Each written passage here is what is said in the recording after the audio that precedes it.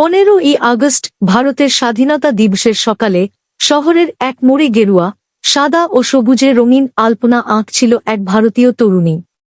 সূর্যের আলোয় তার হাতের প্রতিটি তুলির আঁচড় যেন দেশের প্রতি ভালোবাসা বুনে দিচ্ছিল। ঠিক তখনই রাস্তা দিয়ে যাচ্ছিল এক বাংলাদেশি তরুণী। তার হাতে ধরা ছিল বাংলাদেশের পতাকা, সবুজের বুকে লাল সূর্য। ভারতীয় তরুণীর আলপনা দেখে সে থেমে যায়, মুচকি হেসে বলে, দেখি তো তোমার মতো আমিও পারি কিনা। সেই দিন থেকেই সে নিজের বাড়িতে শুরু করে আলপনার প্র্যাকটিস। লাল সবুজ গেরুয়া সাদা দুই রঙের গল্প যেন তুলির ডগায় নাচে। কয়েক সপ্তাহ পর শহরে আয়োজন হয় এক বিশেষ আলপনা প্রতিযোগিতা, বন্ধুত্বের রং, দেশের গর্ব। দুই তরুণীর আলপনা একসাথে প্রদর্শিত হয়।